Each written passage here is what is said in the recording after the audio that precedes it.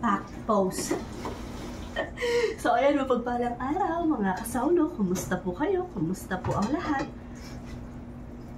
Ano pa tayo? Sinisipon. Wala po tayong paninda today, pero gagawa po tayo ng merienda muna natin. Para sa atin muna to. Tapos, kung madami tayong magawa or pag nakuha natin yung timpla, iaalok natin at ibebenta natin yung mga gagawin natin. Nasabi ko na po pala, gagawa tayo ng Ilocos Empanada. Bali, ito pong recipe ng dough ay nakita ko lang din po sa YT. So, ayan, gawa po muna tayo ng dough. Medyo maingay po kasi naglalabas si asawa. Ayan, 3 cups ng water. Ayan. 3 cups po yan. On na natin yung kalan. 3 cups ng water. Nung isang araw pa ako nag-crave dito na nakita ko kay Bretman Rock na kumakain siya ng Ilocos Empanada. Tapos nakita ko na naman ulit kay Ma'am Marian po yung nag-order sa atin ng taga San Fernando na galing California. Di ba pumunta po sila ng vegan. Ayun po, nakamay day yung Ilocano Empanada sa kanya. Tapos maglagay tayo ng, kaya ayan, natakam po tayo. Salt. Yan. Pwede na po yan. Nakawan na po pala yung ano ko. Yan. Yung kalan natin. Tapos maglagay tayo ng, yung nakalagay doon, chicken seasoning, ganon. Eh, wala po tayo nun. Parang chicken powder.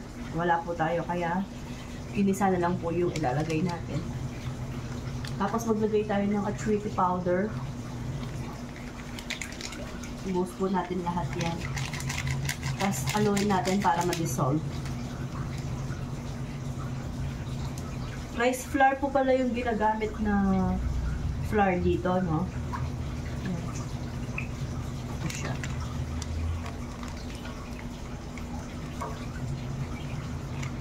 Ilang linggo na to sa atin kasi nga po gagawa dapat ako kaso wala tayong time dahil nga busy tayo sa pagluluto ng ating panindang merienda. Eh ngayon po, hindi tayo nakapagtinda dahil naglalaba tayo. Tsaka medyo masakit po yung pakiramdam cash. Ayan.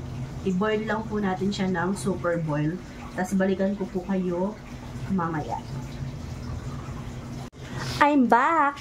Ayan po, makulo ng makulo yan. Ilalagay na natin paunti-unti yung ating rice flour. I-reduce natin siya sa medium heat. Yan. Tapos ilagay na natin paunti-unti ito. Bali 400 grams po pala yung need natin na rice flour. Rice flour po kasi iba yata yung use ng rice flour sa glutinous.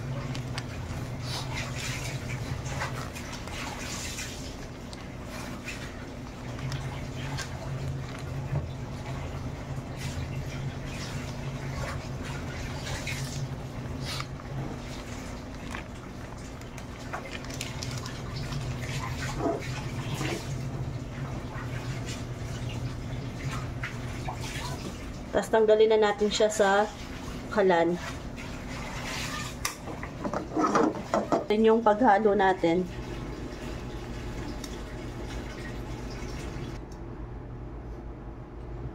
Ayan. Ayan, pag ganyan na po, palamigin muna natin siya.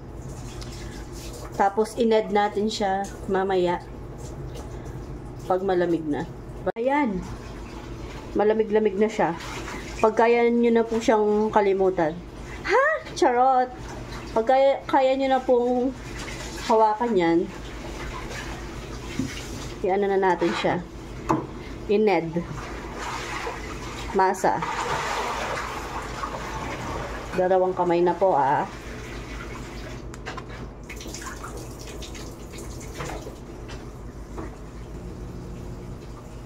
So, ayan po, no?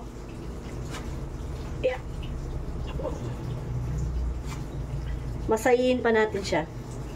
Yung texture nito parang goma po siya. By the way, nilinis ko na po pala yung ating eto po. Para maano natin siya ng maigi. Para masa natin siya ng mabuti po.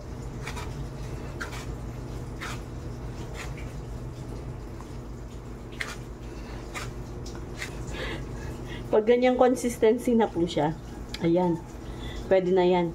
Pwede, kung hindi nyo po gagamitin siya, pwede siyang i-ref, ganyan. Di ko lang alam kung ano yung time ay life shelves niya. Kung ilang araw or linggo. Ayan. Try tayo ng isa kung perfect siya. Don't bash me po It's my first time. Wow, ang ganda. Paano kaya kadami? Ganito po ba kadami? I'm not sure. Try natin. Kaya nga nagtatry tayo. Tapos, isawsaw natin siya dito sa merong mantika. Tapos, ganyan ba? Wow! Tapos, kuha tayo nito sa pang plastic. Tapos, wow! Amazing! Dahil hindi tayo sanay, ganyan-ganyan muna. Sabi ko muna to.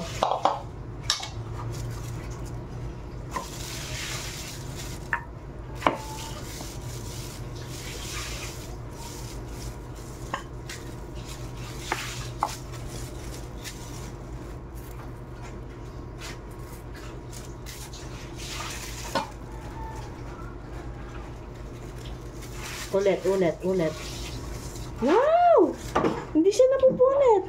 Feeling ko kulang siya. Dagdagan natin. Tapos, lagyan natin ng gulay. Madami ba? Repolyo at saka toge yung ilalagay natin. Kaya bumbum na ba yan? Yan. Tapos, maglalagay tayo ng meat.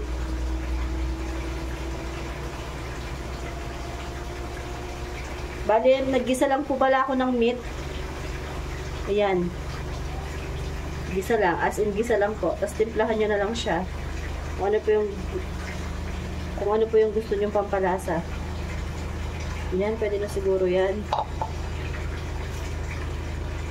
Tapos, lagyan natin siya ng itlog sa gitna. Wait, I'm not ready.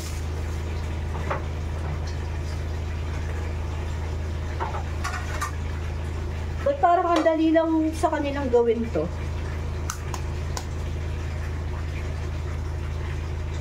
Uy, huwag kang matapon ha. Tapos, ano ba yan? Ano ka ba?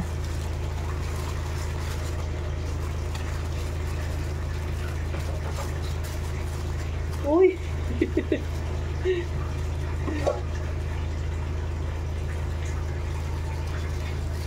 At gumamit pa talaga ng plato. Tama ba?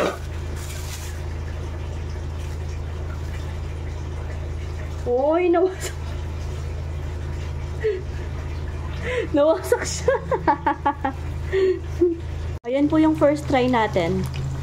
Wasak ang puso ko. Char. Try po natin yung pangalawa kung mapaperfect natin siya. Try and try until you succeed. Sabi nga po sa kasabihan. Pero itsurang masarap.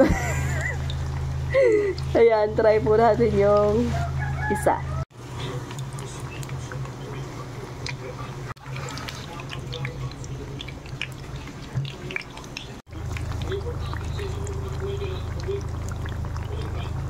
Ayan, babala po mga kasawlo. Huwag niyo pong gagayain tong recipe natin na to. Ito po yung dalawang pinakamaganda, pero may wasak-wasak na po yan. Binaligtad ko lang para mas magandang tingnan. Pero huwag niyo pong gagayahin yan. Halos nasira po yung mga ginawa natin. Tignan niyo po. Ayan po. Feeling ko, nasobran siya sa rice flour. Magta-try pa po ako, hindi po tayo titigil hanggat hindi natin nakukuha yung perfection ng ating Ilocos empanada. Pero hindi ko lang alam kung kailan. Pero ayun po yung kinalabasan nung dalawa na pinaka maayos tignan. So ayan, kain po tayo, merienda na po tayo habang naglalaba tayo. Ayan po, kita nyo, pawis na pawis ako kasi sobrang init dito. Ayan, minamalat na ako. Anong tawag dito, nagbibinata na ako. Di ba nga po, masakit yung pakiramdam ko. Pero ayan, titikman pa rin po natin yung ginawa natin. Pizza.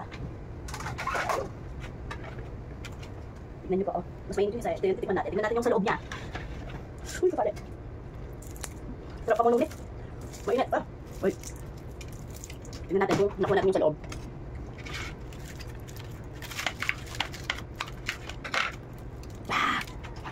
Ang sarap pa man ang sa loob po niya, oh. Kita nyo po ba? Tikman naman natin kung masarap talaga siya. Suka. Tikman natin. Masarap.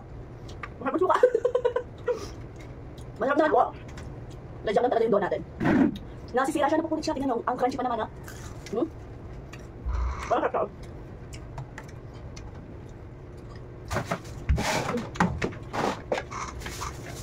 So ayun po mga kasawlo, dito ko na po tatapos yung video natin. God bless us all po. Bye! Babala, huwag niyo pong gagawin. Peace out!